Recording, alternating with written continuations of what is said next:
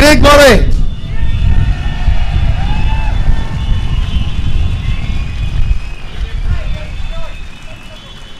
Thank you, thank you. It's fantastic, fantastic sight from here, seeing you all. And you look to me like we're ready now for another referendum campaign. We have to go for it. We have to go for it. We need our Parliament to use the mandate they were given to call another referendum campaign in the lifetime of this Parliament. And we have to do it because Westminster has demonstrated. I'm going to let them go past.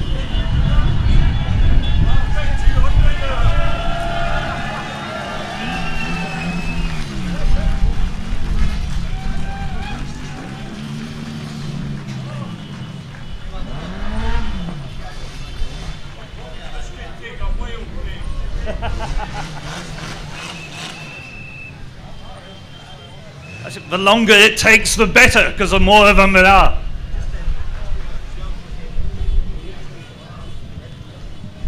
Let's get going. Westminster has demonstrated its contempt for Scotland. We have seen the Parliament of the United Kingdom pass a government amendment which states that consent from the Scottish Parliament can equal a vote not to consent in the Scottish Parliament. We have seen a judgment from the London Supreme Court that says that the government in Westminster can override any act of the Scottish Parliament on any subject.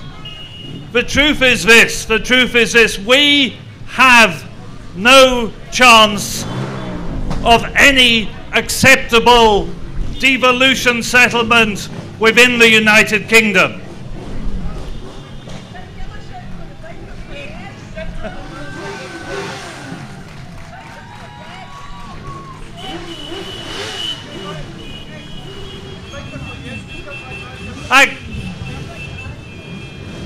Let's have a round of applause for the bikers.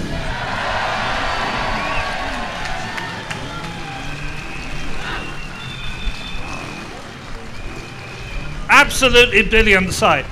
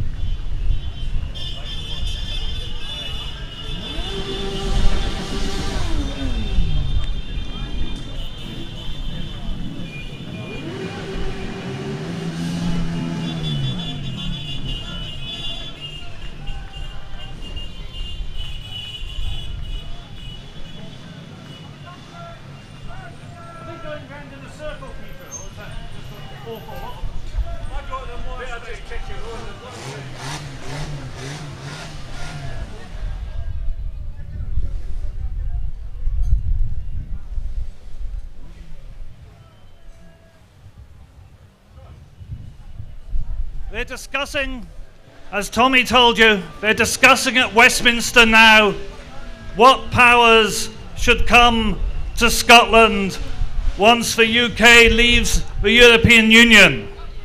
I'll tell you what powers I want. I want every power that's proper to a sovereign nation. to rest in Scotland. The acceptable number of powers over Scotland which should reside at Westminster is 0. Nothing. Westminster should never have any authority on Scotland at all. And why? Because we've seen what they do with that power. They suck the taxation, they suck the life out of the Scottish economy and drain the money into the great financial cesspit of London, and we have had enough of it.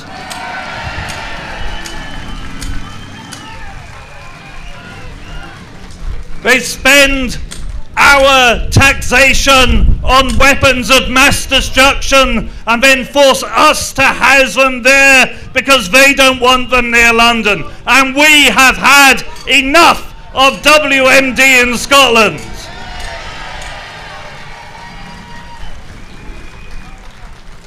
They use our taxation and they use our children as soldiers to fight and wage illegal wars. And just this last month, we have seen another illegal attack, an illegal bombing and missile raid on Syria by British armed forces, and we have had enough of Westminster's wars.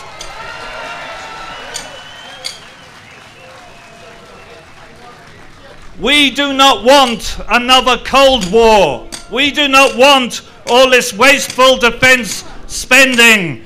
Russia is not Scotland's enemy. Scotland has no enemies.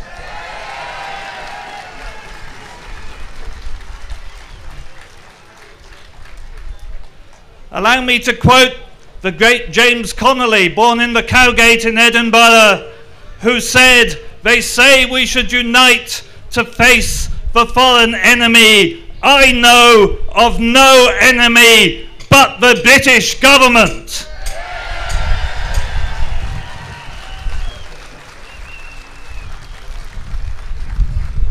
And the British government is the enemy not just of the Scottish people, it's the enemy of the English people, the Welsh people, the Irish people, the Cornish people, all of those who suffer from the austerity and viciousness of these Tory governments.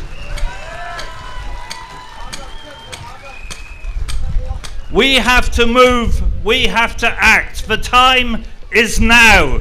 During the last independence referendum campaign, we moved up from 32% to 45%. During the next campaign, we will move up from 45% to 60%. But we won't do it till a campaign starts. We must stop shilly-shallying, and we must start now. Fire the firing gun and move forward to the next referendum and move forward to freedom and independence. Thank you.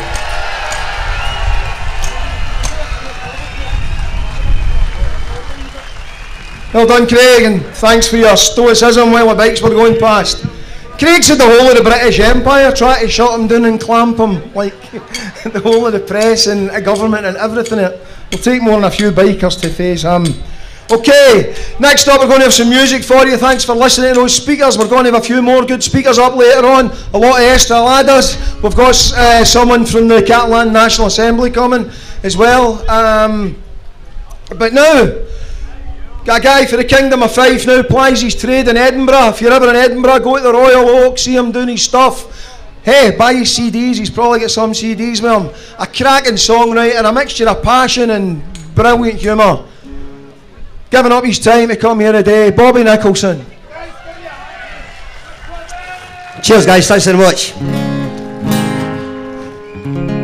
Good turnout. I wrote this song on September 19th, 2014.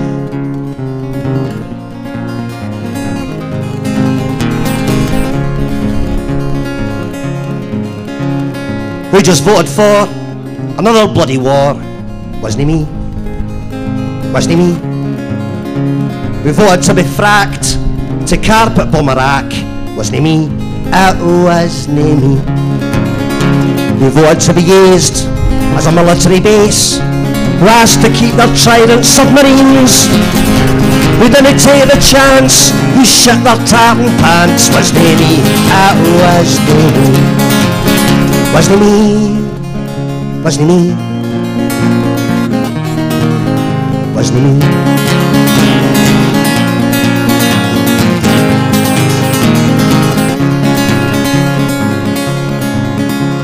Who just signed away the future their wains.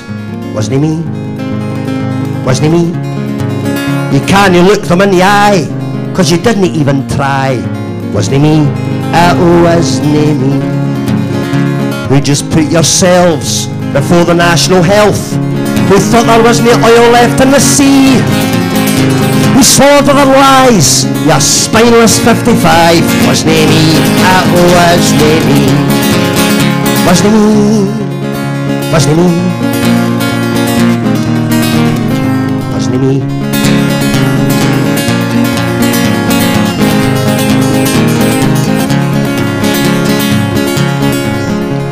Who believed the crap for the Labour-Tory pact. Wasn't me, wasn't me. The animals that pick on the disabled and the sick. Wasn't me, it wasn't me. Who should be ashamed to call this land your home, who never had the common sense to see, who cowered down and bleated like a flock of frightened sheep. It wasn't me, it wasn't me. Who swore to their lies, your spineless 55. It wasn't me, it wasn't me. It was me. Thank you very much, guys. Cheers.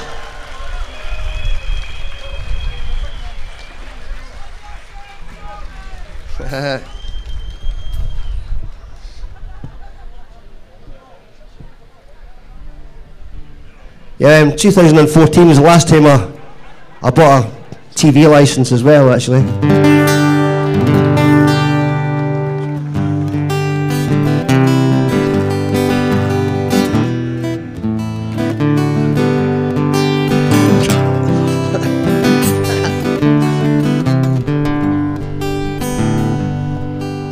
BBC, BBC, stuff your bloody licence fee.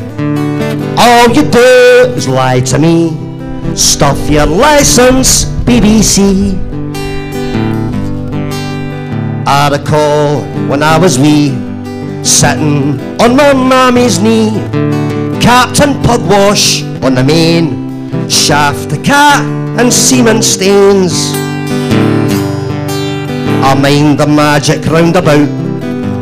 What the hell was that about? And why are we supposed to pay for Downtown Abbey anyway? BBC, BBC, stuff your bloody licence fee. All you do is lie to me, so stuff your licence, BBC. I know Downtown Abbey was ITV, but it rhymes.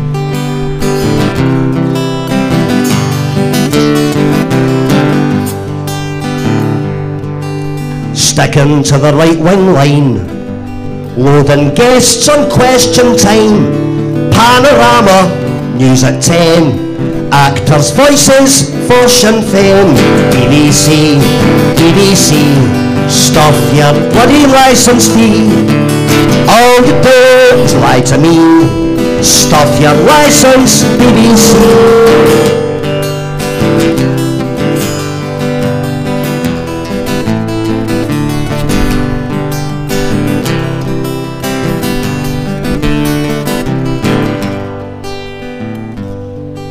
And when you lied on Indy 1 about the pensions and the pound, 5,000 gathered to complain, but you reported 38.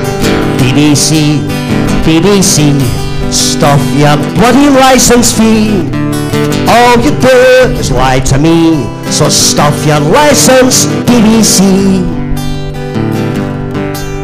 Jimmy Savile, DLT, stuff your licence, BBC.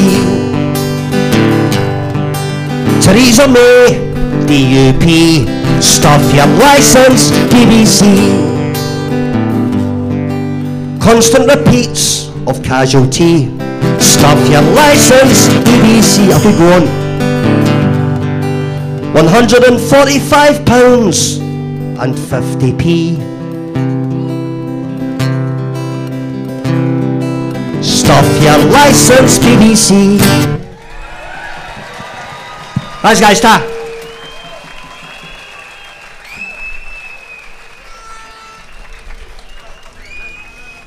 I know. What's that? I'm fine, man. You can take that off if you want. Aye. Cheers, guys. I'm going to carry on with a song. It's you've got to imagine my dog for a song. I'm a dog living in a Kilmarnock housing estate, and my name is Bullet. Bullet the dog. I'm a staffy.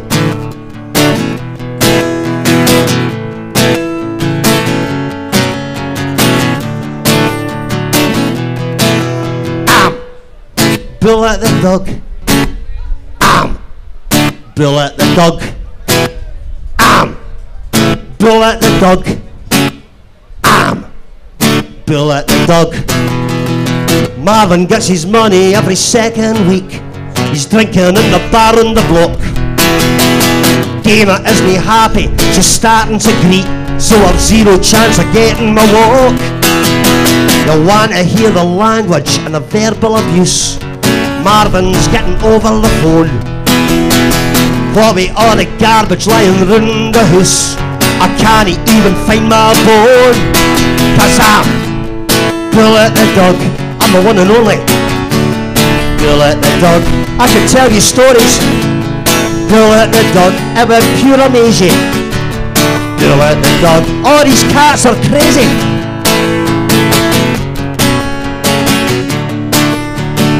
Well, guys get their heads kicked down the road. The neighbours getting done for skag. And Dana's chucking dishes off the kitchen wall, 'cause she doesn't have enough for fags. I know it's going to happen when he gets through the door.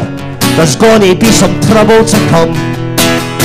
I've tried to date a boat a dozen times before, but I'm addicted to my pedigree chum. 'Cause I'm Bullet the dog, about pure amazing. Bullet the dog, all these cats are crazy. Bullet the dog, they're always getting bothered.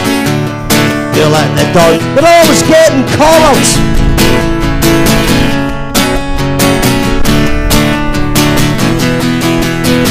Drugs and violence, police sirens, fights over football teams, drills and roadworks, wains with fireworks, smashed windies doing this scheme. DWP, RSVP, SSPCA. If you think it's a dog's life, try taking this tripe every single fucking day. 'Cause I'm Bullet the dog, I'm the one and only Bullet the dog. I can tell you stories. Bullet the dog, it was pure amazing. Bullet the dog, all these cats are crazy. Bullet the dog, they're always getting bothered. Bullet the dog, they're always getting collared. Bullet the dog, well it was pure amazing. Bullet the dog, all these cats are crazy.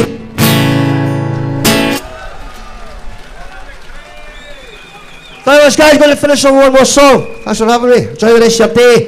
It's a song, it's set in Edinburgh. It's about the similarity between pandas and Edinburgh Zoo and Edinburgh politicians in general.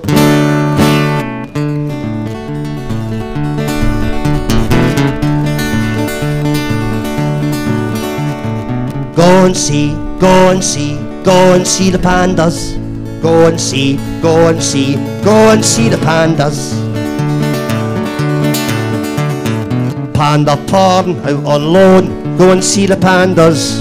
Me and you form a queue. Go and see the pandas. There's kangaroos, cockatoos, tigers and piranhas. But go and see, go and see, go and see the pandas. When you go, mind the roads, they're digging up the tarmac. Streets are blocked, shops are shut, but go and see the pandas. Where's the trams? What's the plans if you're looking for the answers? Go and see, go and see, go and see the pandas. Go and see, go and see, go and see the pandas.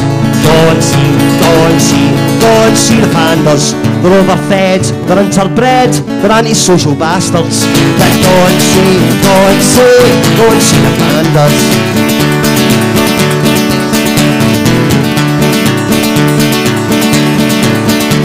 They're enter Houston, Holyrood.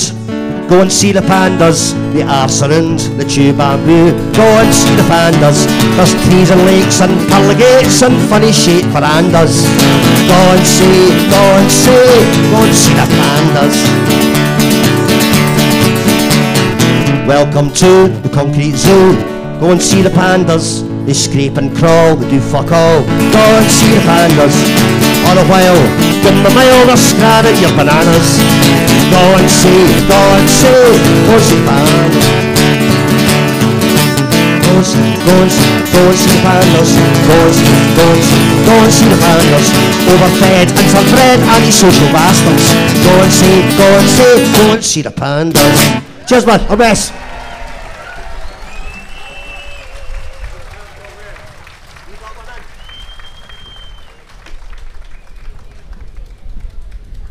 Tell you he was good, didn't I?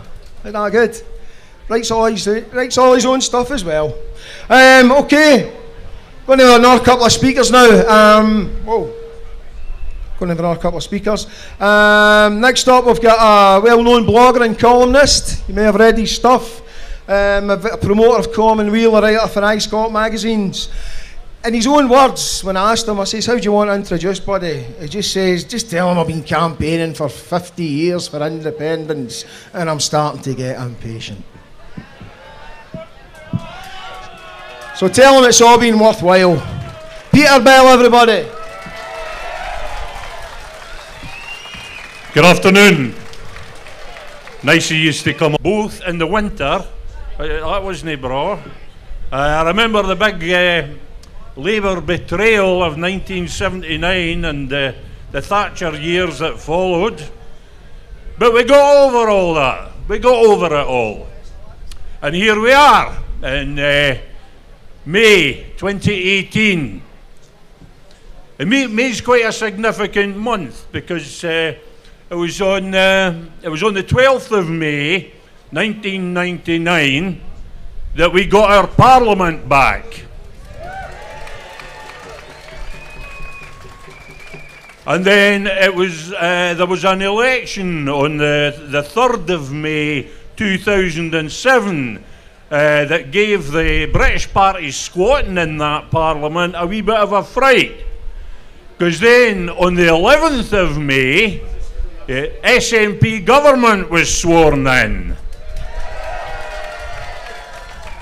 Somewhat inconveniently for my rhetoric, it was September before we finally got rid of the derogatory, the derisory Scottish executive, and Scotland got its first real government of the modern age.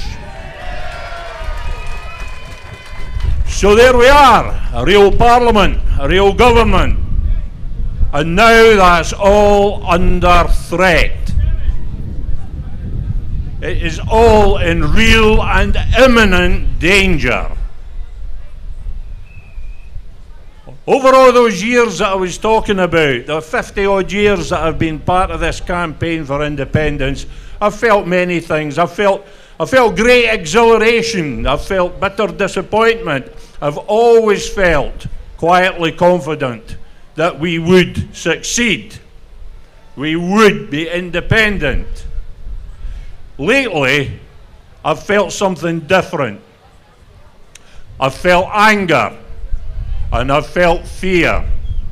I've felt anger at the British state's utter contempt for our Parliament, their disrespect of our government, and their disdain for our people. I've felt fear for what they will do if we do not stop them. They will destroy our parliament. They will dismantle our democratic institutions. They will flog off our public services. I am angry and I am afraid. But I am not going to let my anger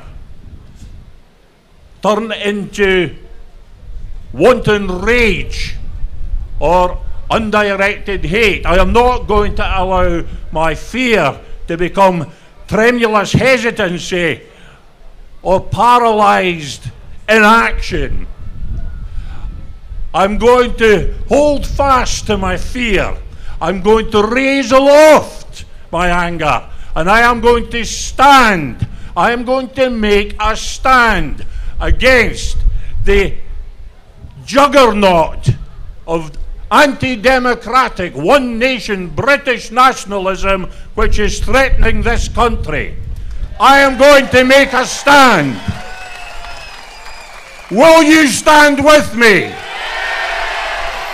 Will you stand for our Parliament? Will you stand for our government? Will you stand for our democracy? Will you stand for Scotland?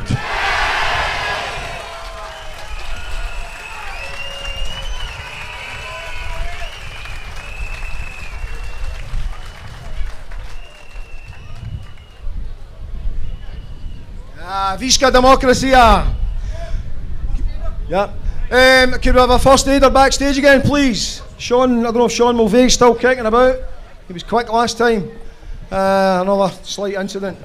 Right. Thanks, one, Peter. Probably a lot of you like me used to come down here in years gone by in May weekend, and you would hear a lot of good orators and a lot of good speakers from the left movement on May weekend. This weekend it's full of Esteladas and saltires, which is nice. I wonder what happened to that Labour movement.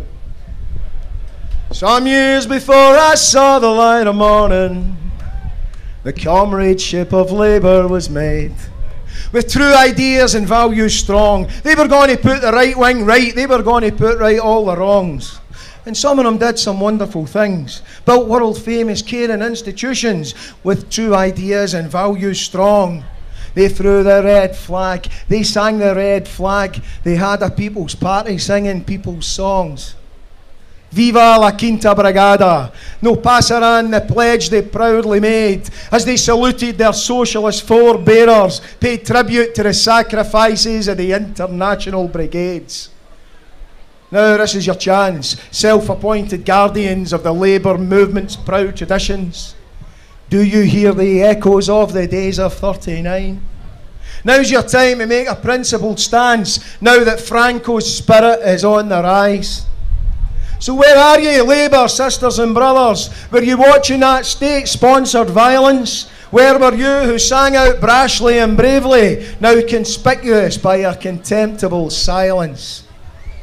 Where are those raised fists now, British Labour, at democracy in Europe being destroyed? Did you even raise a collective eyebrow, British Labour? Because we never even heard you raise your voice. Or the few dissenting individuals spoke up. The many stayed resolutely mute. Did you not want to condemn those shaven-headed Nazis that were reenacting fascist beatings and salutes? Or did you just decide that really you simply had more affinity with that other People's Party, Rajoy's establishment self-protectors, with their slush fund, their box B, their parallel accountancy, than be common men and women for the grassroots communities? Was it when you ditched the red flag, defected to Thatcherism in your groves? Was that when you came the shrinking violets who preferred to wave the new red rose? We'll stand by our allies, the Tories today maintain, singing, they are our good friends, those right-wing rulers of Spain. Well, no, in my name. That's the same language their predecessors used to condone and shelter Pinochet. So sellers, today, party of the people, Labour, have you anything to say?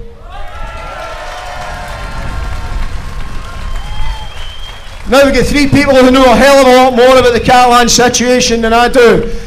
But what I have learned is there are so many parallels, scary parallels. These guys are living it. From the Catalan National Assembly, we've got Claudia Loza with her friends, Mark and Carmen. Let's hear about Claudia.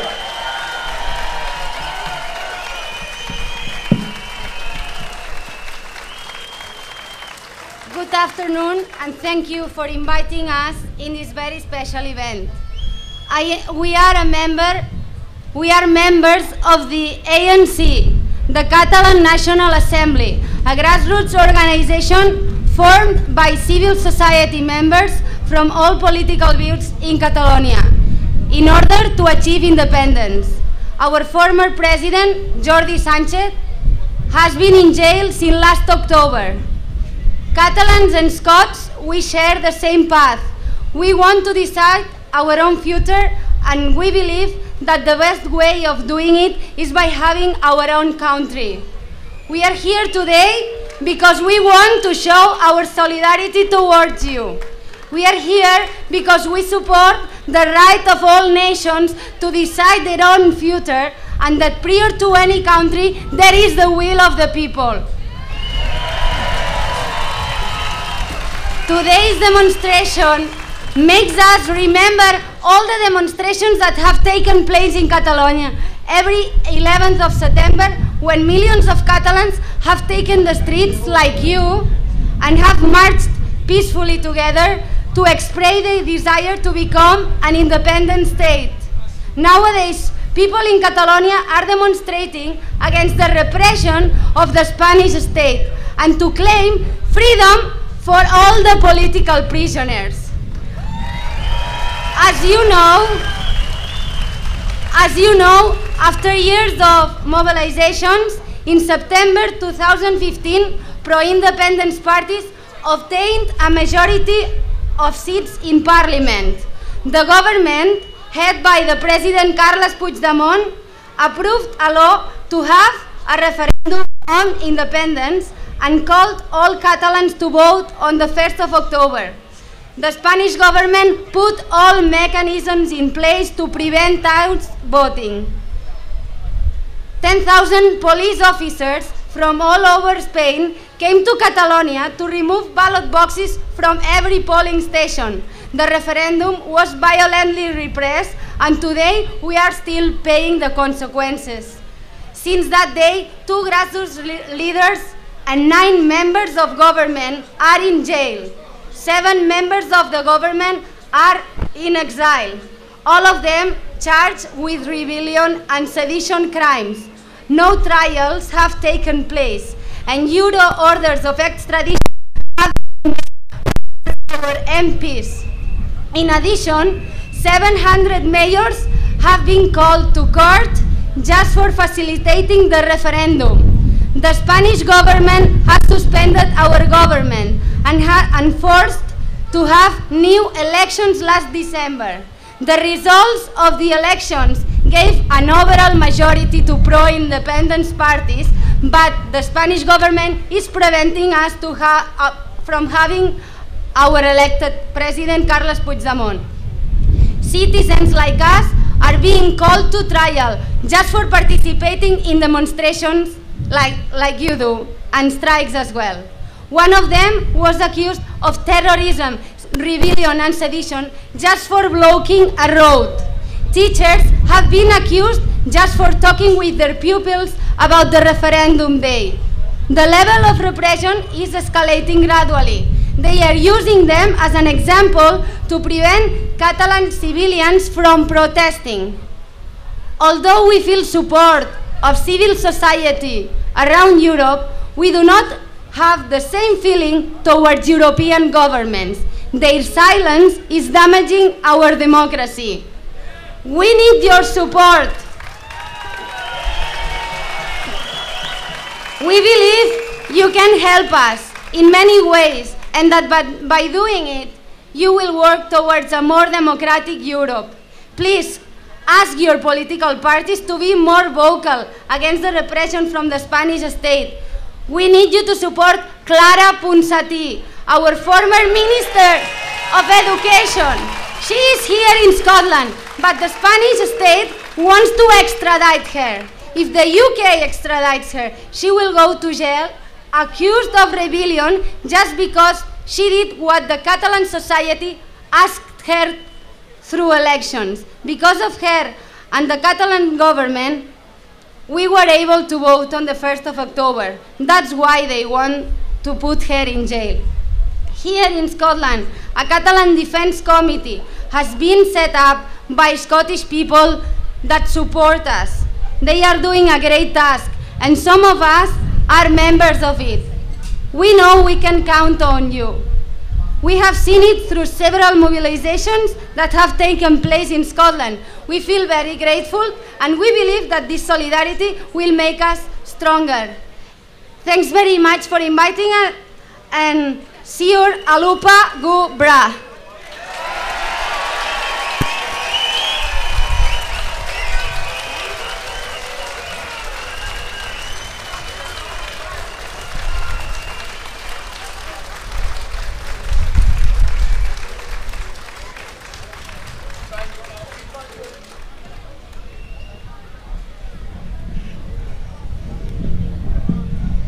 Hope those young people are allowed to stay here after Brexit.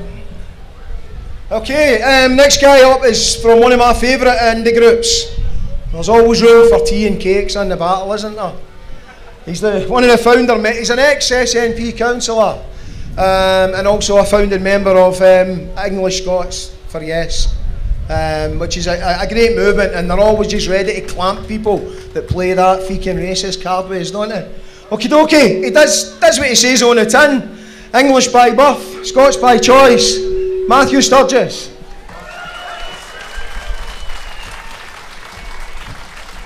Hi folks, you actually got my name wrong. I'm Matt Campbell Sturgis. And if the double-barreled name and the accent and the introduction didn't give the game away, I'm English.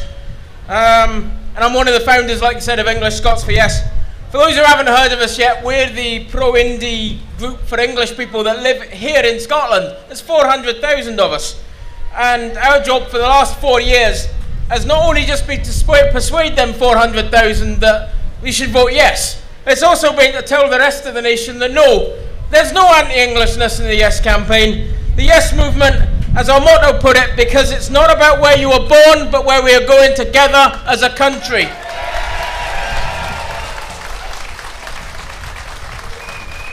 Sadly, the same could not be said of that other referendum. The xenophobic attitudes we've seen from a minority since the Brexit vote has been sickening to behold, and it's made me just a wee bit ashamed of the nation of my birth. We've seen people intimidated and attacked on the streets, communities split. We've seen the Tory government in Westminster have Home Office goons tell friendly letters to Europeans telling them to get out. Well, those were just accidental though, just like the ones they said to the deported people from the Windrush generation who lived there for 30 years. But oh, sorry about that, that was just a wee accident. Truly it's been a tale of two referendums. One joyous, civic, outwards looking at our place in the world, hoping to make Scotland a better place for everyone regardless of origin. And the other, a dark Orwellian dystopia, where foreigners are despised, alliances are broken, bridges burned, and money seems to be the only thing they care about. Friends, we need to tell Westminster that here in Scotland we don't burn bridges, we build them! In the last month we've seen the UK's weakest ever Prime Minister stage an audacious power grab. Her European legislation has only one purpose, to keep her in her job. In 2014, we told people if they voted no, Westminster might try and take back devolution. We told them we were told we were scaremongering. The vow would protect Scottish devolution. How wrong that was. Their plans for the Scottish Parliament would effectively shutter the place for 7 long years, where they can pass any laws they like affecting Scotland, and if we say nothing, it means yes, and if we say no, it still means yes. This is the party of the rape clause, remember. We've seen a Home Secretary fall on her sword just to protect the real villain of the piece, the woman who allowed the Windrush deportations in the first place, Theresa May. To coin a phrase, it's mayhem.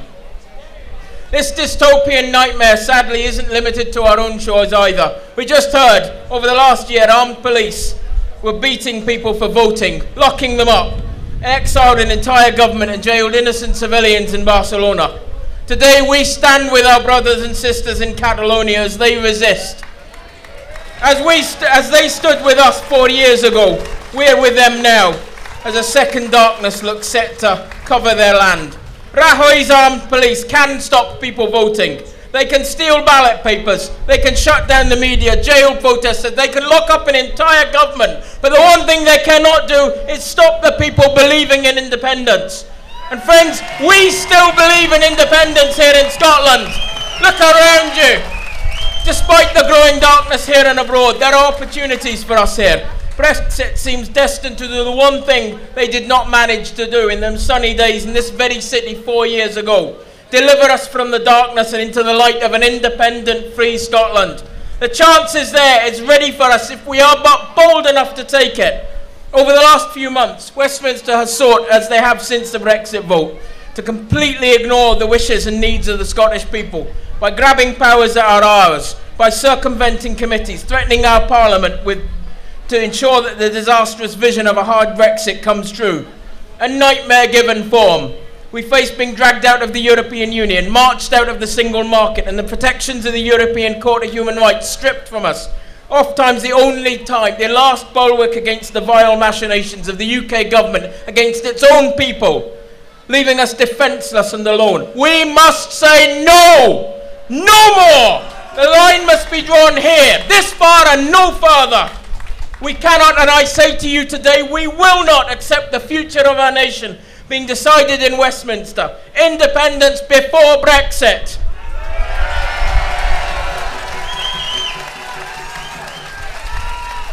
We must retain hope. It is our only defence against the tidal wave of despair. We did not seek, nor did we provoke this division with our European neighbours. We did not expect, nor did we invite the confrontation we now face with London, where they seek to undermine our Parliament. And yet, the true measure of a people's strength is how they rise to master that moment when it does arrive. We shall together build anew this nation of ours. We shall strive to fight against the darkness no matter the cost. We will do what is hard, we will achieve what is great. Engraved upon the walls of our Parliament are the words of Alistair Gray. Work as if you live in the early days of a better nation. Aye. Thank you.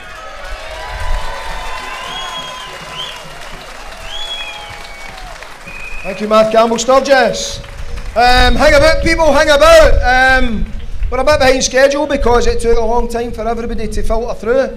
But we're here now and we're going to have a good afternoon. We've got some cracking musicians and speakers still to come, some big names speaking to you. We've also got the Catalonia guys coming back. We've got a legend that is Ted Christopher as well. But the next musician is a wee bit different. Most of our musicals are they've been round the block a few times, you know. All troubadours. Amanda's newer to it. In fact, it was the Indy ref that gave her the kind of bottle to just get up and stand in front of people and sing her heart out. So she's going to do that for you. Amanda Brown. Thanks. Can I get this a wee bit further up? So, oh, okay. I'm just going to move this a little bit, just so I'm kind of tall, me. This is a bit scary.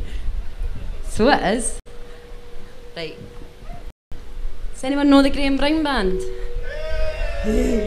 I'm going to do this song because they're not here today, and I'm going to do it in their honour. And I'm not married to him or related, by the way, just so you know.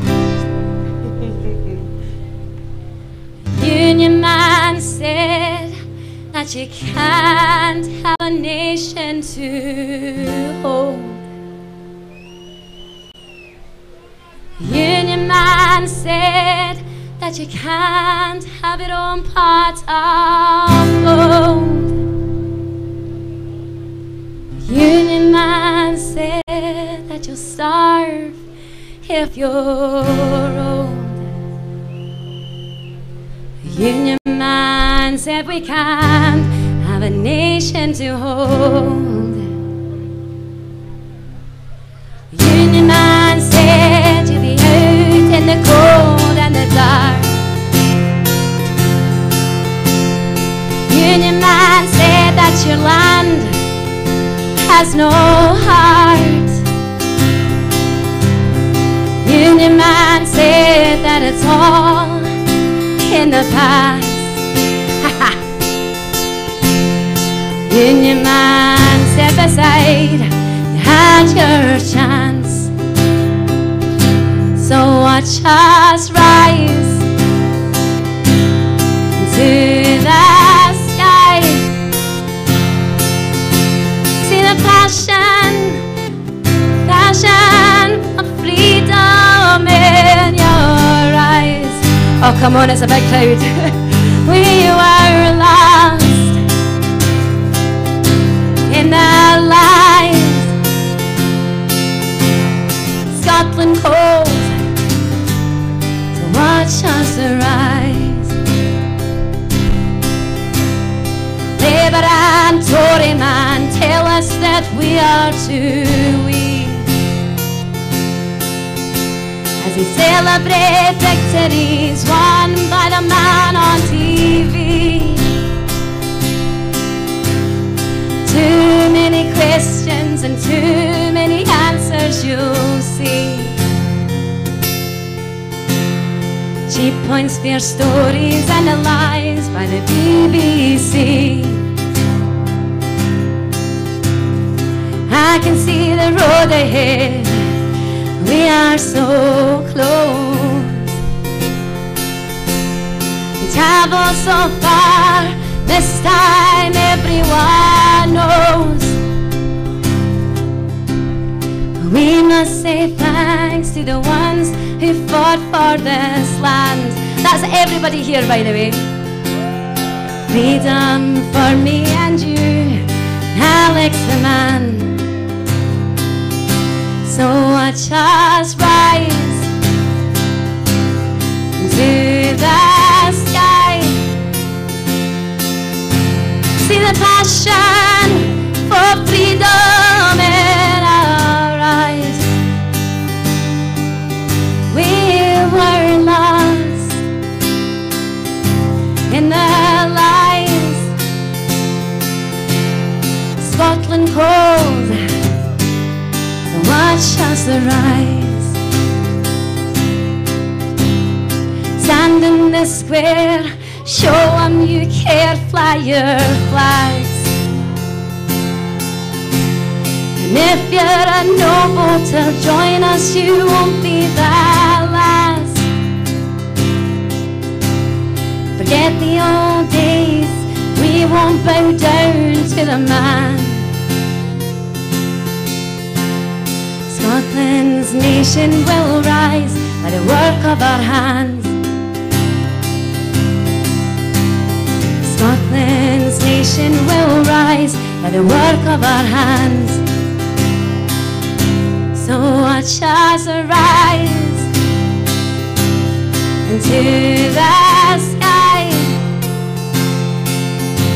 See the passion for freedom in your eyes.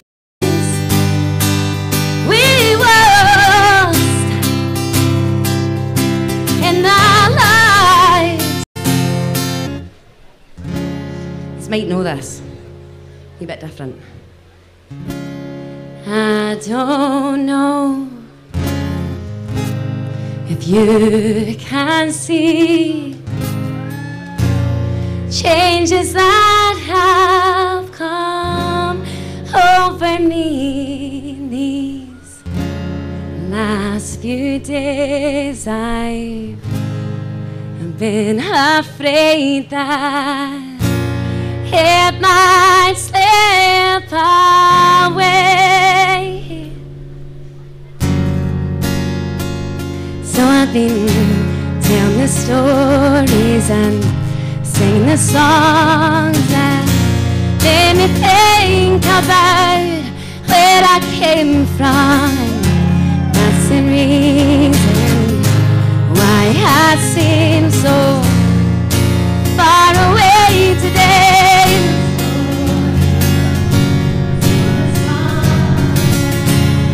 You'd ask at some stage. I look forward to talking about it one day. Here's the story of a hopeful guess, because you're part of the reason that I voted yes. When I was your age, we had some discontent winters, like in the fairy tale of the Witch of Westminster. The power and contrast of a comic book villain. She passed away now, but we didn't say good riddance. Because by the time she passed, she was a feeble old lady. Forgot what she was doing when she was going places. Always treat people how you'd like to be treated. The hurt and the anger she left was deep-seated. School, they stopped my free milk. Could be said in a wider context, they stopped my free will. Can always separate feelings from cold facts. On the school bus, I read graffiti saying no poll tax. Now in 1979, people voted to control their own reality. Didn't happen on a technicality. 97, they said it wouldn't work. But they supposed letting us try couldn't hurt. Now in 2014, they asked the question, do you want to be independent? I remember thinking if you didn't answer yes, we could be 18 before they'd ask us again. Let me tell you that I love you, and I think about you all the time. Catalonia, you're calling me, and I'm going home. And if I'm not becoming a stranger, know that it would make me more than sad. Caledonia's been everything ever had.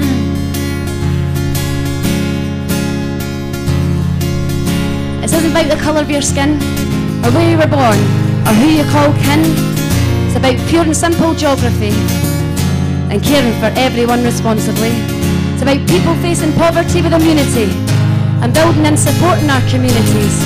Too many people want off this path we're following, trying to change how we do politics. Responsibility and independence, leading by examples with the messages we're sending, character traits we want for our own kids one day. Why wouldn't you want them for your country?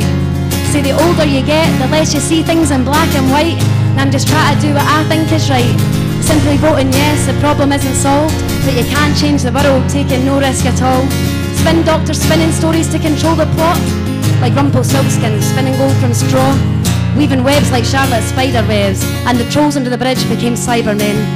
In a world recession, food banks and destitution, world turmoil and very little resolution, violence and terrorism, press withers cast their best illusions. I was part of a peaceful revolution. Let me tell you that I love you, and I think about you all the time. Caledonia, you're calling me, and I'm going home.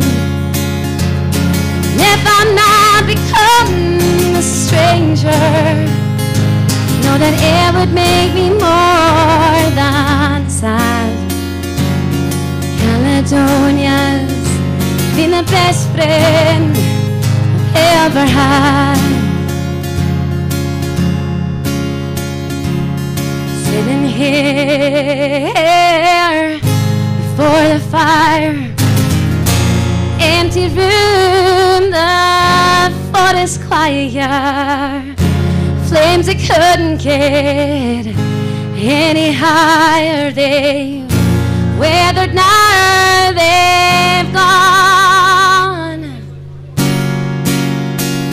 And I'm steady thinking my way is clear, and I know what I will do tomorrow.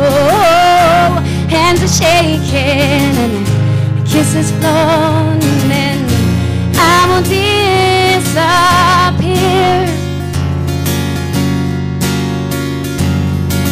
Some said we had our heads controlled by our hearts, that you make your decisions by both and large. As for those who said our hearts were controlled by our heads, tell the story of the goose that laid the golden egg. Meaning sticking as we were was the safest bet. To me that was succumbing to playground threats. To me that wasn't making sense, cause there's a possibility for real change instead. They say your home's where your heart is, from Urwally Shed to Doctor Who's TARDIS. But it's also true that your heart's where your home is, and it won't be that long till you're grown with your own kids. Of course we had reservations, who didn't? Despite the white paper, Scotland's future isn't written. It's wrong that the politician should be the shepherd or the wolf, because that way they want you for your flesh or for your wool.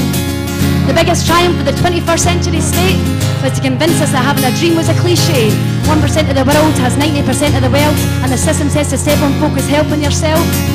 I hope you're hearing these thoughts in amazement, and inequities consigned to the history pages. I don't want to see another lost generation, rioted, frustrated and cross with their parents. Let me tell you that I love you, and I think about you all the time. Caledonia, you're calling me, and I'm going home. If I might become a stranger, know that it would make me more than sad. Caledonia's been everything we've all ever had.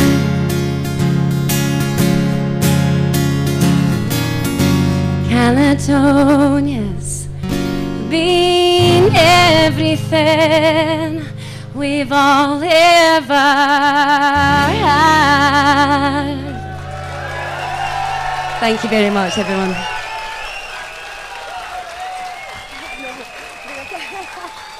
Well done, Amanda. She said she was nervous as well. That's Amanda, one of the Yes Clan. Get on the Facebook, get her book. She'll come to your branch nights and your socials and your fundraisers and stuff like that, so she will. Anything for a cause. Okay, next person up, we're going to have another couple of speakers, and then we'll have Ted, a couple of speakers, and then we'll get Caledonia back on. Thanks for hanging about. But it's a good party, isn't it?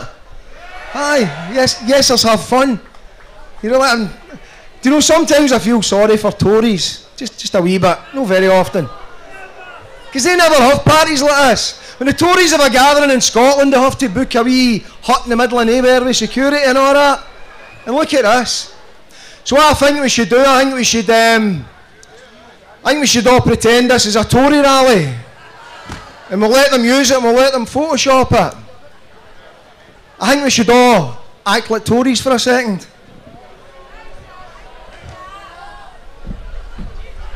Just for a second. I don't mean go home and rob your neighbours and all that and sell your granny's silverware and stuff, but what about on the count of three we all make like Tories? Ready? Just for once in your life. And what would the one? 1, 2, 3. Back in your box, Scotland. Right, the next speaker up, a great supporter of these rallies and these marches, has attended every one. Co-founder of Hope Over Fear. Our comrades in Cope Over Fear helped us this morning with this stage and whatnot while we were all up in Kelvin Grove Park. So cheers to the boys for Hope Over Fear. Ex-Solidarity MSP, beg your pardon, Tommy Sheridan.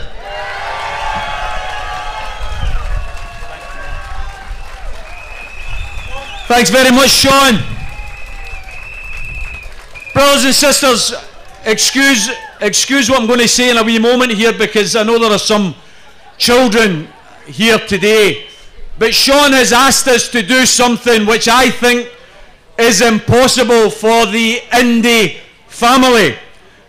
Sean asked us to act like Tories.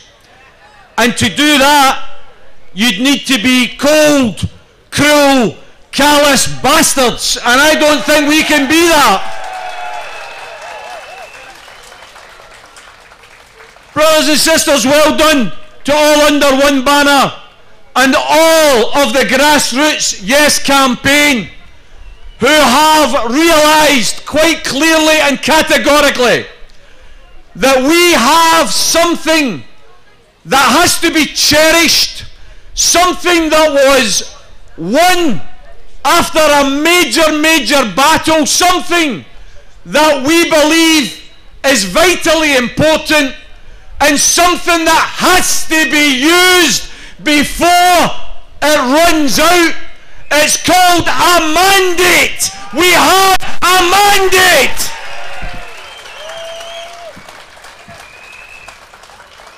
And I think it's clear that the grassroots Yes movement recognises that what was secured at the Scottish Parliament election of 2016, when the people of Scotland knew what they were voting for, all of the Yes parties, SNP and all of the others, they said loud and clear, a vote for us is a vote for Indy Ref 2.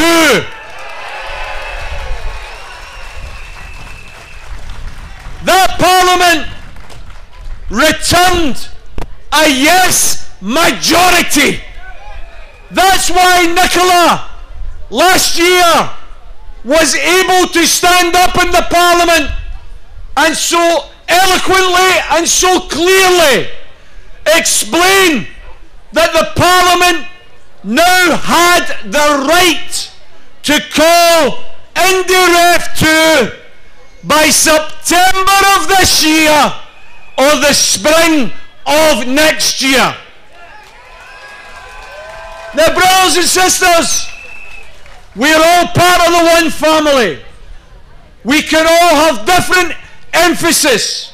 We can all want to go to the same destination. Some of us might want to go there by bus, by bike, by car, but we're all in it together. We all want to get to independence. That's the important thing.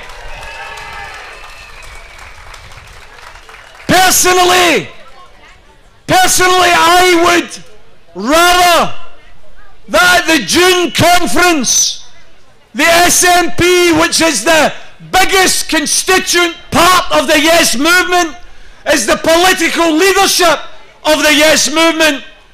I would prefer at the June conference that they announce we don't need a 12-month campaign. All we need is a short 3-month campaign. Let's go for September 2018.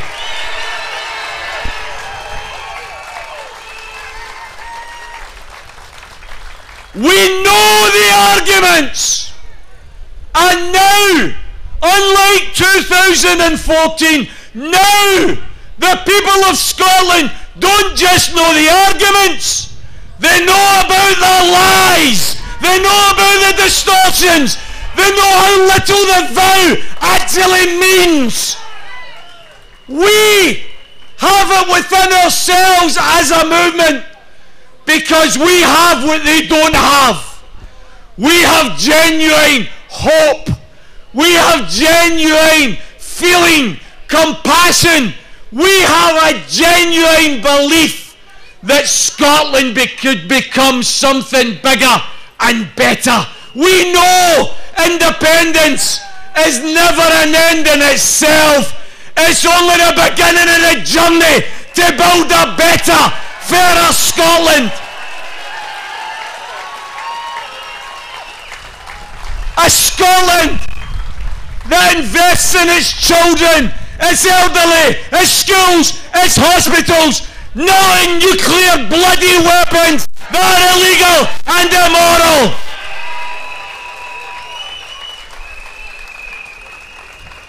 I think the movement, the Indy movement, brothers and sisters, has to ask that tactically we are prepared to recognise two things. Number one, that the mandate we have was fought for long and hard, and we should use it. But number two, we have a Scottish Parliament whose credibility, in my opinion, is on the line here. If you have a big debate in the Scottish Parliament, if you have a debate, you hear all the sides, and then you have a vote and you win, it would be wrong then to ignore the will of the Scottish Parliament. Some people believe in the Offensive Behaviour at Football Act. Personally, I don't. But if the Scottish Parliament, after having a vote to repeal that piece of legislation, if the Scottish Parliament was to turn around and say, we're going to ignore the vote, there would be uproar, there would be an outcry, because the Parliament had spoken. Brothers and sisters, it's the same in relation to Indy Ref 2. The Parliament has spoken. Please, please don't undermine the credibility of that Parliament, and please don't be swayed by the unionist narrative that tells you we don't have a majority.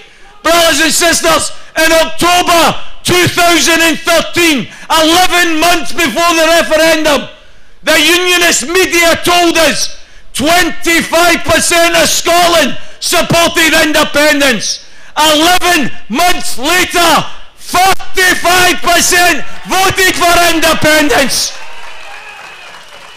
I'll finish on this point, brothers and sisters. Last time we started at 25 and we won 45. This time we start at 45. We can win 65. Thanks very much, brothers and sisters. Thanks for that, Tommy. We're going to batter on. We're going to get through this. The next speaker I've got up is anti-war campaigner. She's a member of the Stop the War Coalition, Angela McCormick. And then we're going to have Ted Christopher getting you stamping about. Thanks everybody, thanks for the invite. I'm going to be very brief. I'm going to talk about really three things: Syria, Trident and Donald Trump. Last month, Theresa May dropped more bombs in Syria at the behest of an American president that is a warmonger and a xenophobe. There was no pretense of democracy, because you know how they like to kid on their Democrats. No, when it came to the dropping of bombs, no pretense, no vote, just Trump calling the shots. We've got a clear message as part of the anti-war movement. I'm an anti-war campaigner. I've been campaigning against all the governments and all the crimes that they've committed, and like many of us will continue to do so for as long as they commit these war crimes. More bombs do not make us safe. They do nothing to stop Assad or chemical weapons. And in fact, William Hague, when he was Foreign Secretary, admitted that the UK government sold Syria the ingredients for chemical weapons away back in 2011. It's gesture bombing. It's from a Prime Minister who asked us to believe that when they dropped the bombs, they did it for Syrian children. Shame on those Tories. How dare she stand up and say she cares for Syrian children? The same Syrian children she refuses entry. She leaves freezing and cold and starving in Calais and across Europe. The same Syrian children she leaves to drown in the Mediterranean. Just like the Tories care nothing about our children, they care nothing about the children of Iraq, Syria, Libya or Afghanistan. We take no lectures for these people on humanitarianism or about peace or about saving children. We've been here before. Iraq is divided and destroyed. Libya is in ruins with modern day slavery.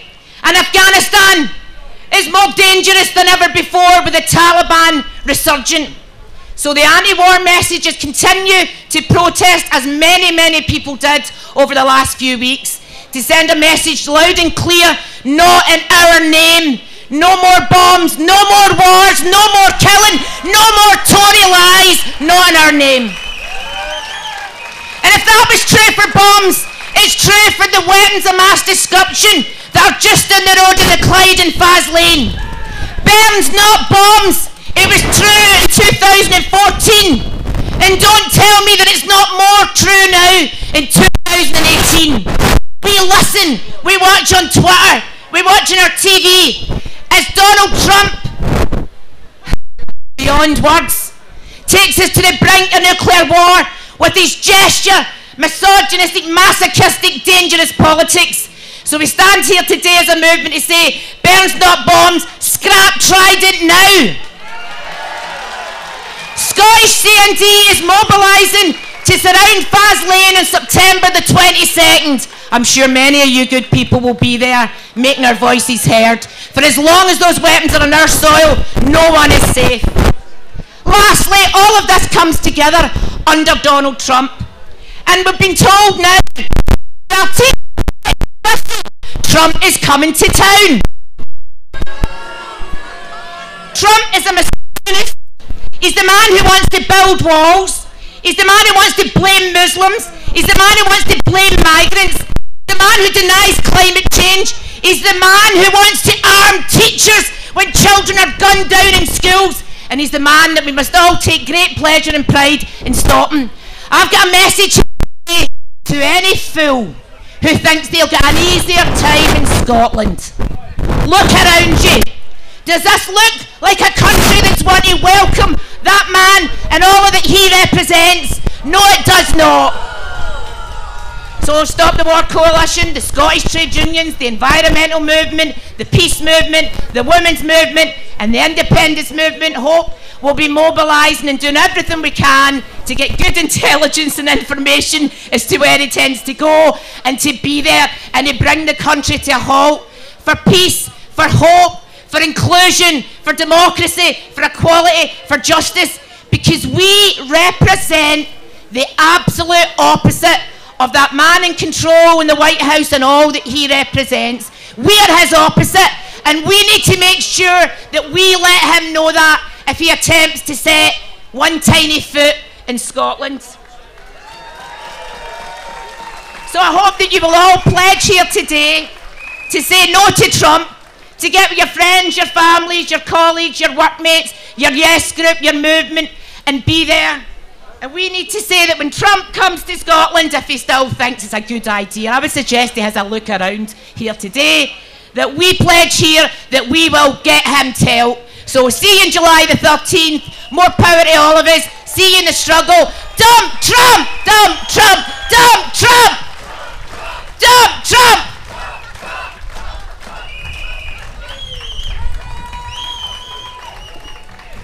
Oh, these pacifists, man. Shall we? Thanks for that, Angela. Okay, it's not Ted Christopher, sorry. Ted's on later on. We've got the other. Bus is leaving at 3:30 in the Fairmont, that needs to get. Okay, okay. Ah, the Fifers, if your bus is going to Dunfermline and it's leaving at past, unfortunately. So any Fifers need to go on that Dunfermline bus? 10 minutes. Right, okay, going back through this. Other half of the Edinburgh double act from the Royal Oak, Going Native is the fringe show that these guys are doing every year. Go along and see it in Edinburgh this year. In fact, don't even make the fringe. Any time of the year, go along to the Royal Oak and listen to these guys. Absolutely brilliant. Twice the Passion. Kevin, go.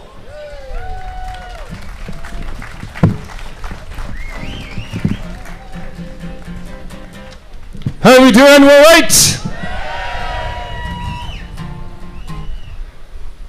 Okay, there's a song, it's a tribute song to yourselves.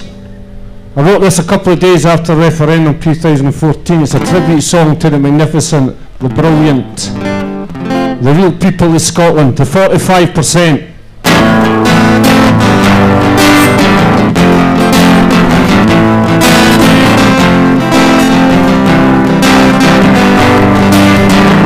To get a wee bit less than one of me.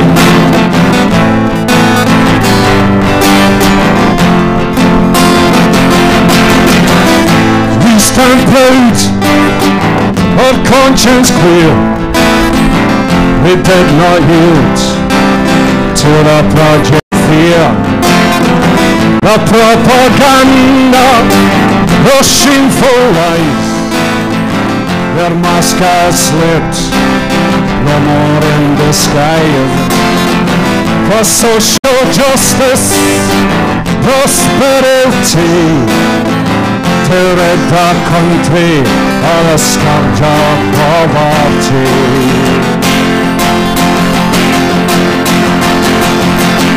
We are 45. We stand together, united we rise. We are 45. The torch is lit, and never shall it die. Come join the 45.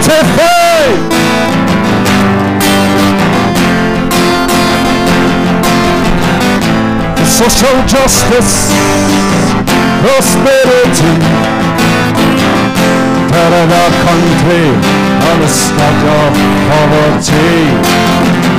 and into Trident and the legal wars. They're killing the dying for the rich man's cause. So come and join us, oh shoulders to the wheel, and strength and numbers, Scotland shall prevail.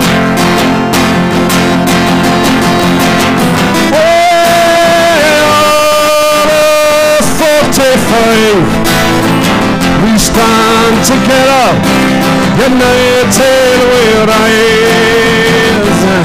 We are 45, the torch is lit and never shall it die.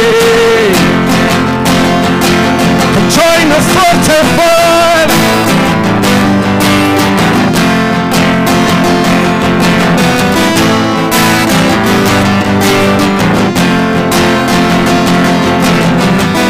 Till the rocks they melt in the sun, we shall press on till the day is won.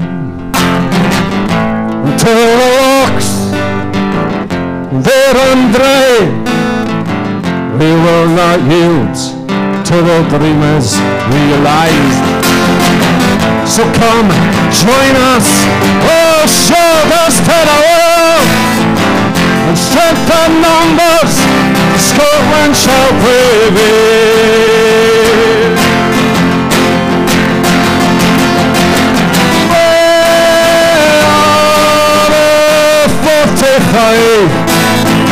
We stand together, united we rise. We are 45, the torch is lit and never shall it die. Come join the 45. Come join the 45. Come join the 45.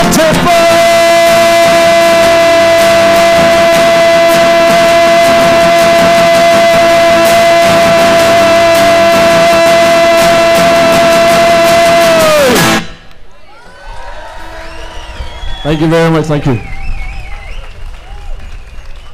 Right folks, this is Independence Live. Come up here, Jordy, get some of these people in here. These are the most important people. Give a wee wave to Independence Live. There's Jordy, he's been a stalwart independence campaign for many, many a long year. Kevin over the road there as well, sitting there. Give Kevin a wee wave. Is that the time? Right folks, I sung this song over in The Hague last year at an independence rally. And then I sung it in Berlin. And people at the rally were singing along, so there's no excuse why you can't sing along as well. It's a song called Independence Day. And the chorus goes, Independence Day, Independence Day. Yes, my friend, I'm dreaming of an Independence Day. So if you remember that, just sing along the chorus, that would be great, thank you.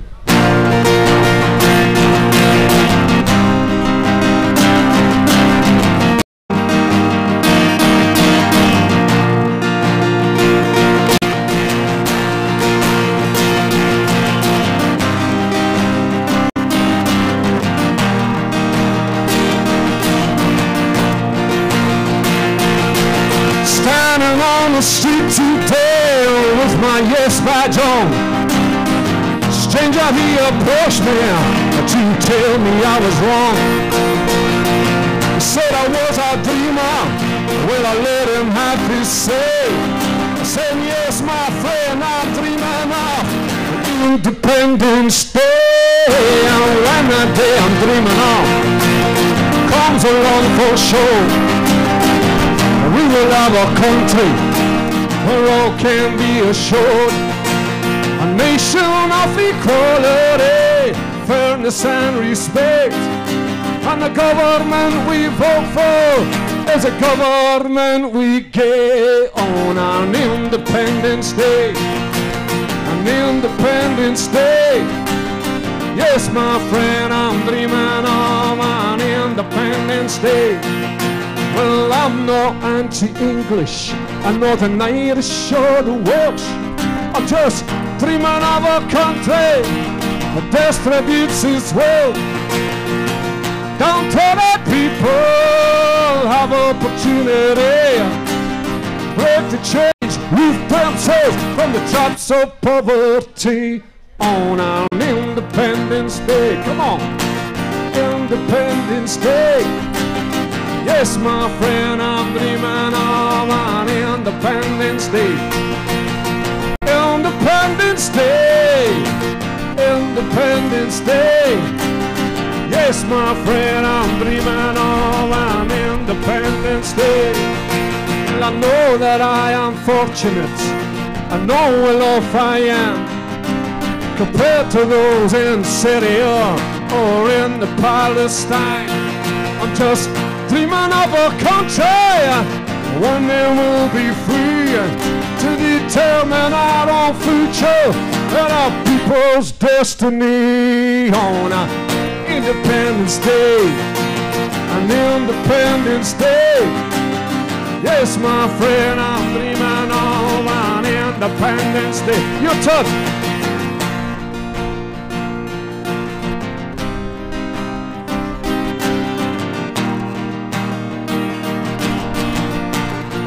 Come on, sing it. Independence Day.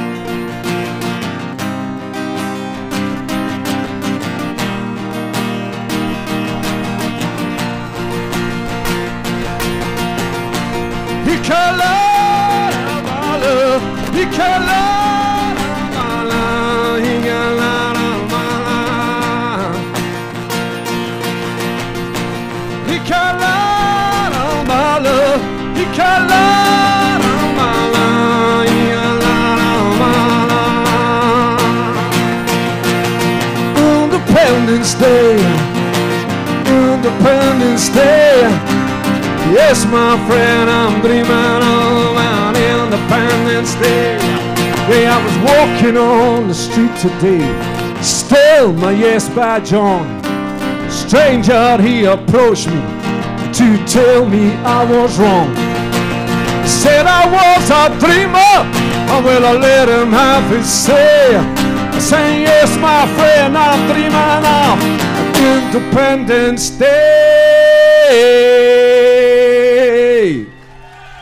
Thank you very much, thank you.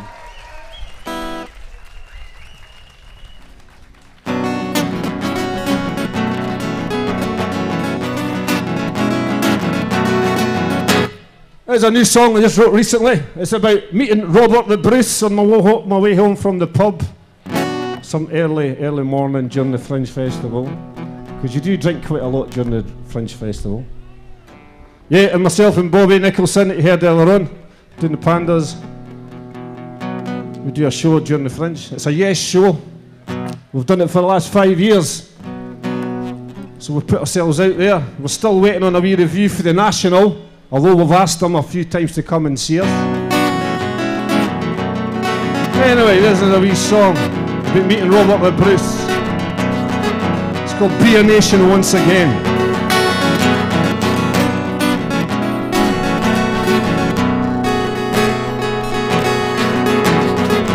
Last night as I staggered home from drinking on the town,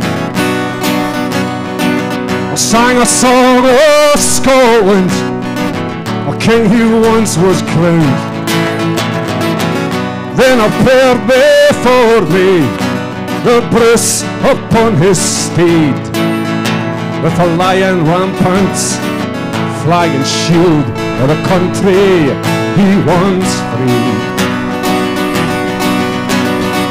He pulled me up behind him onto his horse's back, and we made our way to Holyrood, down the mile into the park.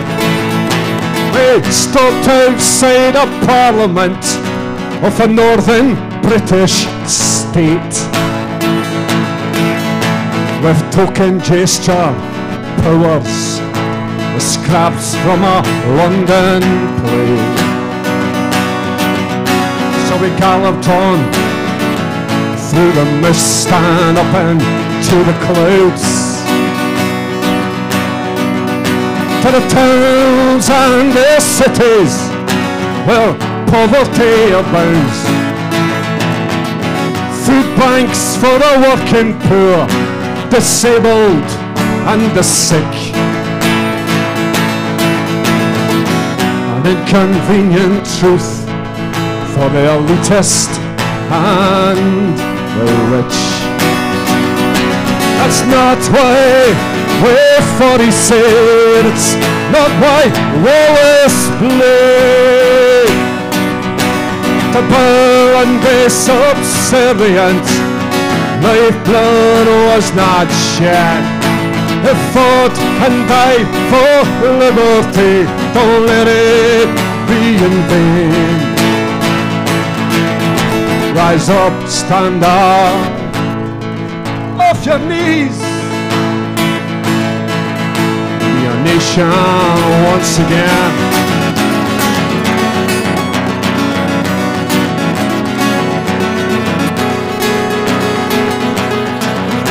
To Argyll and Buttes, we made our way to the peace camp of Faslane. For nuclear disarmament, they protest, they campaign. And the misery of austerity forced by London rule. 200 billion pounds still found. A trident's renewal. And on to the Highlands, tens of thousands died. To servitude and slavery, colonies far and wide. 250,000 souls cleared from ancestral home. In a land the aristocrat and Arab sheikh now owns. We returned to the capital of this northern British state. It brought me at my tenement down by the cannon gate. I awoke in the afternoon and wondered I could see his lion rampant, flag and shield placed there next to me. That's not why we fought, he said, it's not why Wallace played to bow and be subservient. Lifeblood was not shed.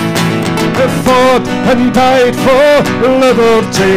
Don't let it be in vain.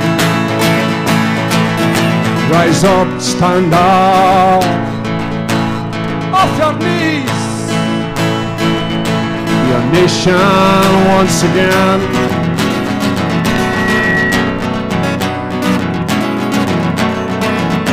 Rise up, stand up, off your knees.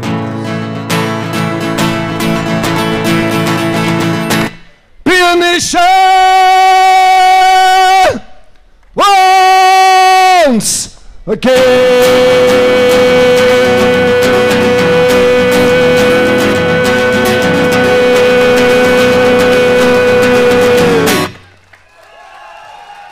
Thank you very much. Thank you.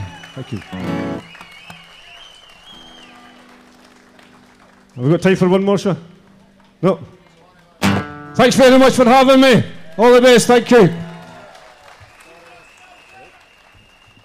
Sorry about that, Kevin. We were late in starting. There was too many independentistas blocking the traffic earlier on in the day, holding this city to a standstill.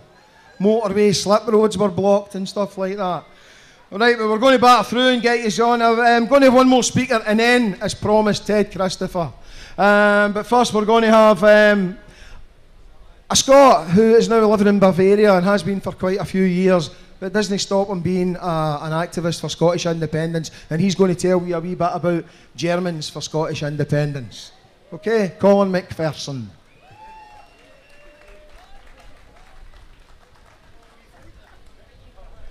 Good afternoon, everybody. Good to see a few of you stayed around to listen to us. But what a sight it was earlier on today. They talk about 90,000 of us standing up for Scottish independence. Now, our group Germans for Scottish Independence started back in 2013. Bit of a smaller scale, perhaps. We weren't quite sure what we should do. Although we must have been doing something right, because the Daily Fail wrote an indignant article about us just a week or so before the referendum. And then, like many, after we lost 2014, we thought, well, we want to carry on. We're not going to just go back into our box. And then Brexit changed everything. We've been talking just last week in Scotland about consent. How if the Scottish government says yes, Westminster takes its consent. If they say no, they take it as consent. Friends, we weren't even asked. Germans living in Scotland, Scots living in Germany, making their lives under freedom of movement, are having the rugs pulled out from under their feet through no fault of their own, down to David Cameron and his narcissistic internal party politics. So for us, this was our call to action. Also for Germans living in Germany who just like Scotland and have many friends over here. We all know that a different future is possible in Scotland.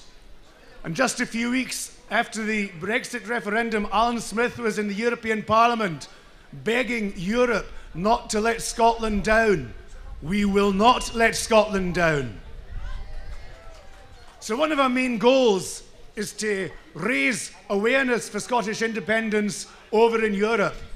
We all remember last time round, we were told, well, Scotland, nobody in Europe really cares if you become independent or not. They probably rather you didn't, but so they don't really care at all.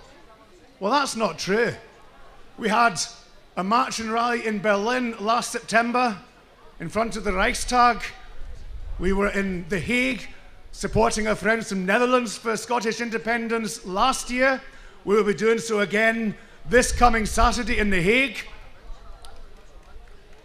Have you ever seen many articles in mainstream media in Scotland about the independence movement? In Scotland, you don't get that sort of thing. We're getting there in Germany. We've had articles in papers. We've had interviews on radio stations. Admittedly, only on a local scale so far, but it's a start, and we intend to keep pushing to do more. And of course, those of us who are Germans living in Scotland, they're also obviously active in their local independence groups. Those who are based in Germany, a bit more difficult, so we do a lot on social media. Many of you might know us in Facebook and on Twitter.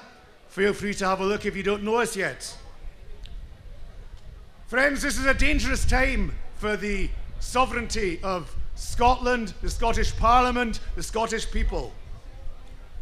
I think we all agree independence is the only solution, and the way to get there is what we're seeing now, the grassroots getting together, not leaving it down to the politicians. It's us, it's our job to get out there and persuade folk. And it's good to see things moving along a wee bit, things that have been starting the last few months. This should continue. But we also maybe need some new ideas. I had an interesting chat with somebody on Twitter just a few weeks back. He's also Scottish independence activist, currently based in Berlin. And he suggested maybe one of the things we can do is get involved in our local communities outside of politics. Just building trust with folks so that when it's then time to be persuading folk, they then trust us and are maybe more receptive to our ideas. We're thinking about. So, whatever happens, whoever you gain that support, however you persuade folk, and when it comes down to the next referendum, which is coming, when you're out chapping indoors, when you're in the high street, when you're talking to your workmates, when you're talking down the pub, remember this. In Germany, we will have your back. Together, we'll all work, make sure that Scotland again is an independent country. Good luck, everybody. We're with you.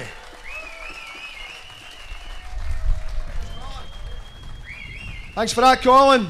Okay, guys, thanks for staying. We're into the home straight now. We're going to have Ted up. Then we're going to have Gordon from Business for Scotland, who's got a lot of good insights for us. And the last Jacobite. And then we're going to close it in style. The guys for Catalonia have been hanging about all this time, and they're going to let rip. But Ted can let rip as well.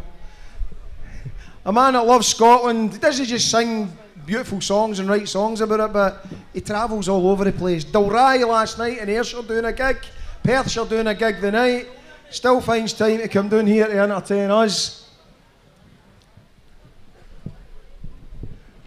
The man that entertains the Tartan Army home and away, Ted Christopher. How you doing? And hello to everybody who's watching on a live stream as well. Thanks for hanging about. It's getting a wee bit chilly, let's have some fun.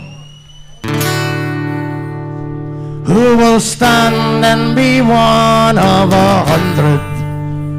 Who will fight for what is surely right? And tomorrow be able to walk free and tall and tell your children you answered the call.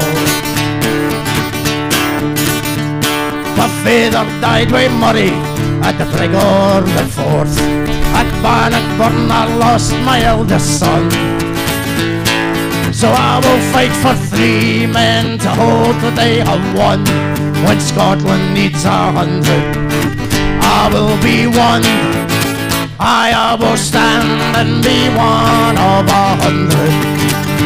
I will fight for what is surely right. And tomorrow I'll be able to walk free and tall and tell my children I answered the call. Frae the northeast I come with the pride of my clan, and I'll join with the men frae the west.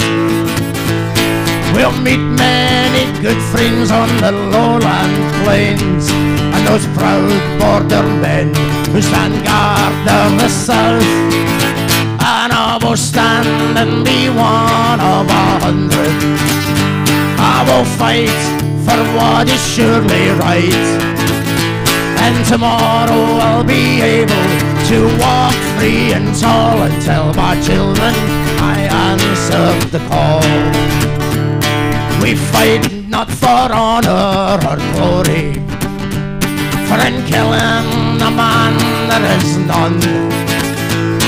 We fight not for riches or to conquer, but for Scotland and freedom alone.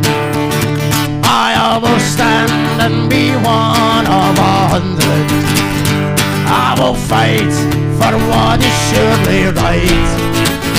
And tomorrow I'll be able to walk free and tall and tell my children I answered the call. So if under the saltire I should fall, tell my children I answered the call.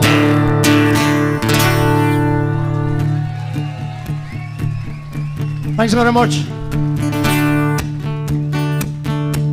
Back in the late 60s, Bob Dylan wrote a protest song which is every bit as relevant today for Scotland as it was for America back then. You all know the words, so it'd be really nice if you just joined in. How many roads must a man walk down before they will call him a man?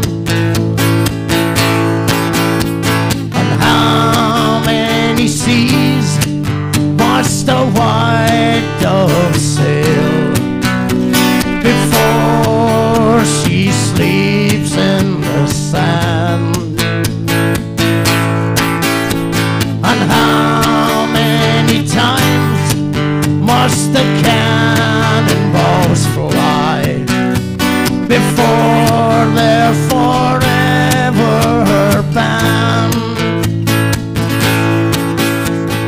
The answer, my friend, is blowing in the wind.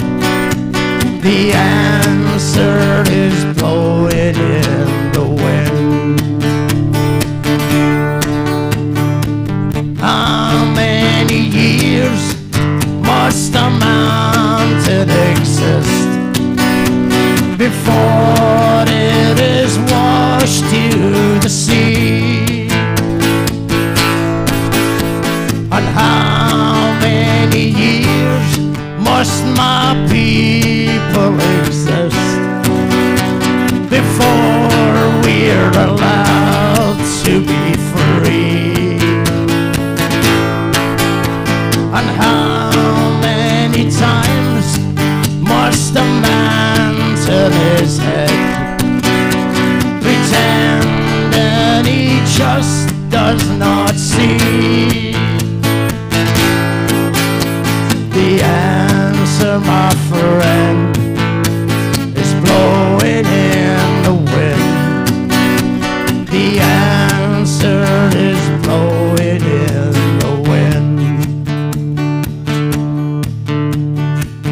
The answer is blowing in the wind. My friends, we are the wind. And right now we're blowing a bloody gale. The answer, my friend, is blowing in the wind. The answer is blowing in the wind. One more time, everybody! The answer, my friend, is blowing in the wind. The answer is blowing in the wind.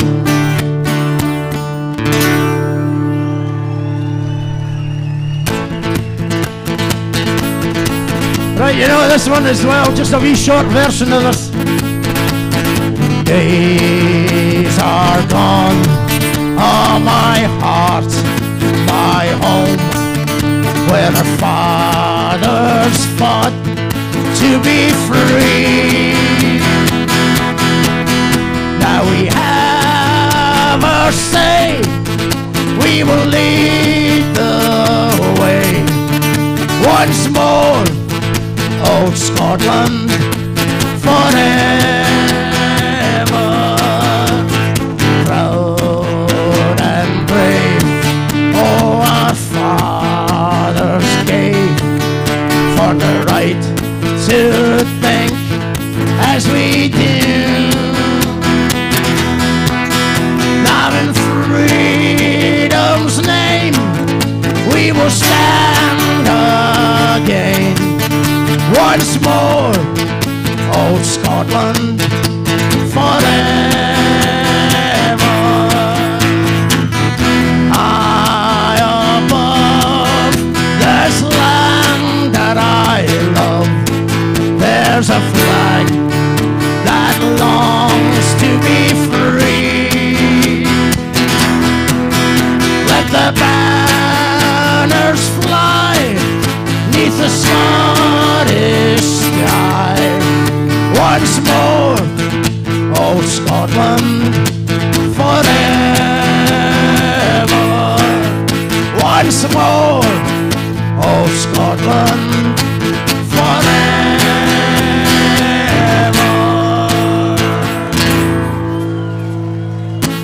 Thank you very much. I'll leave you with this. I wrote this song for William Wallace's funeral. But today I want to do this for absent friends. And we all have some who never made it this far. To all the patriots who have gone before. Did not close my eyes for the last time under Caledonian skies, with my good friends gathered all around me to say that last goodbye.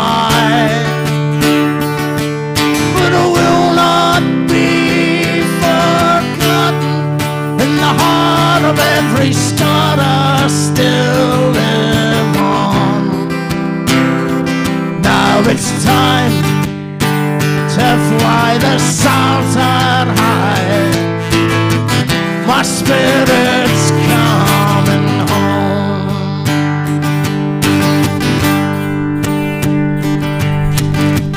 They tore apart my body, so I could not rise on Judgment Day. But what they did not realize as now will never go away. I'm coming back to the land I love, to the people I hold dear, to Scotland, St. Andrew, and freedom. I'm coming home, I'm coming home, back where I belong. I'm coming home, I'm coming home, my spirit's coming home. Now I'm returning after all this time to Caledonian skies, to the country I died for, so that our nation could survive. Once again to stand beside the people I hold dear, for Scotland, St. Andrew, and freedom. I'm coming home, I'm coming home, back where I belong. I'm coming home, I'm coming home, my spirit's coming home, to Scotland, St. Andrew, and freedom. Back to Scotland, St. Andrew, and freedom.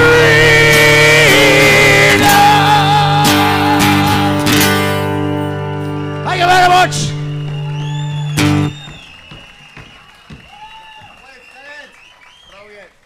Living legend, living legend. Thanks for that, Ted.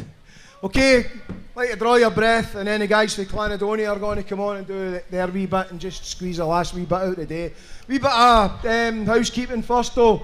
There's a couple of stewards that are going to go around with black bin bags.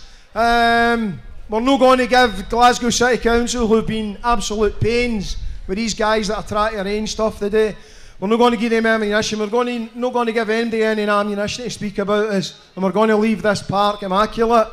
So if you do a litter pick, take your own stuff away if you're in your pocket, stick it in a bin, or find one of the guys with the bin bags on the way around. Okay. Also, there was a wallet, a couple of phones found over at the Wings Over Scotland stall. If you're missing a wallet or a phone, go over and see those guys. And that's that, or the buckets are in. Okay, sorry, last couple of speakers before we get Catalonia back on. Okay, do you know what? I certainly will as soon as the speakers are done. Okay. Business for Scotland. All the questions you're going to get asked on the doorsteps, all the figures, all the number crunching. A guy that knows a bit more about it than most of us, Gordon McIntyre Kemp.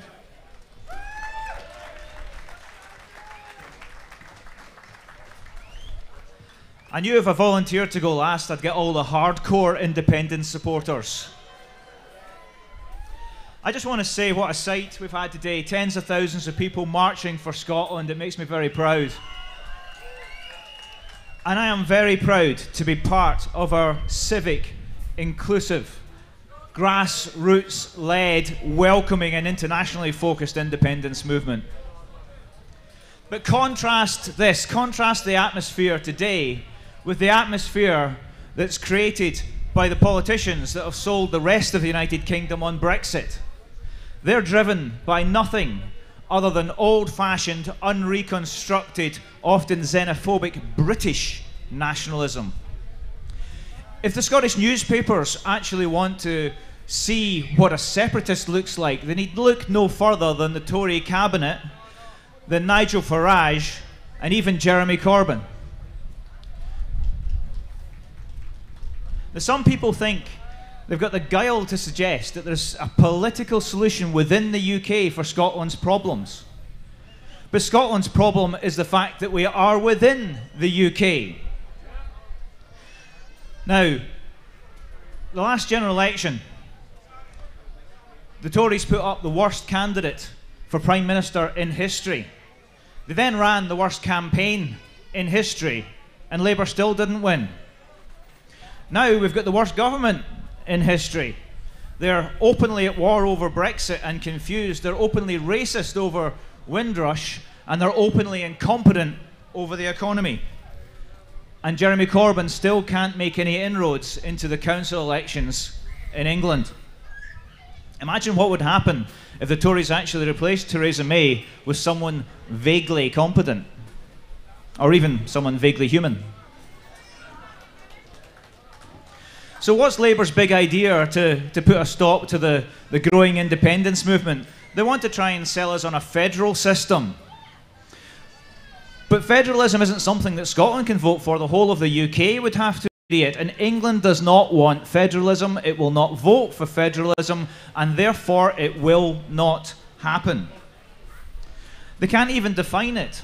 So I challenged a senior figure in the Labour Party recently, and I said, tell me, what does federalism actually mean? And she said, well, it's a devolution of absolutely everything, except defence, except welfare, except international relations, and except fiscal powers. So they want to keep and retain in Westminster the ability to renew Trident, to get involved in illegal wars, to cut people's benefits, and to stop Scotland thriving and being a prosperous independent nation. That's not a system that we want. So folks, those are not the last four powers that we want devolved from Scotland. Those are the first four powers that Scotland needs. They're trying to sell us a vow Mark II, a policy that they cannot deliver, that they can't define, and they can't win a general election with. And you still want us to believe that they're once again the party of Home Rule. I think Keir Hardie must be spinning in his grave. Now, for the last 6 years, full-time, I've dedicated my life to delivering independence, and I think that there's a good chance we'll get it in the very near future. But Business for Scotland never stopped campaigning. We never stopped making the business and economic case for independence. But in the next few weeks, we're not waiting for anyone to tell us to do so. We are launching a new independence campaign.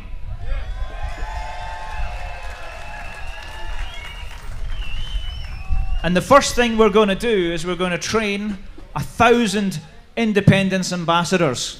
But our ambassador program isn't just for business people now. We want our training program, our materials, our resources, our support and our funding to be available to the whole Yes movement.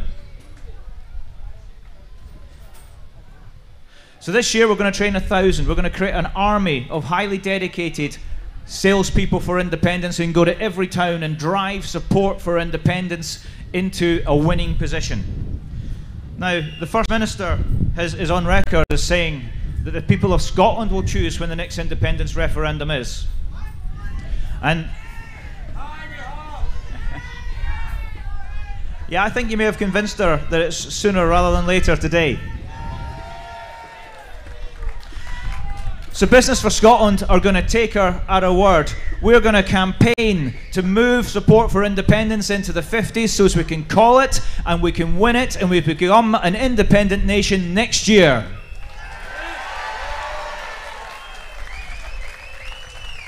I hope you will join us. And I want to thank you very much for marching for Scotland today. Thank you.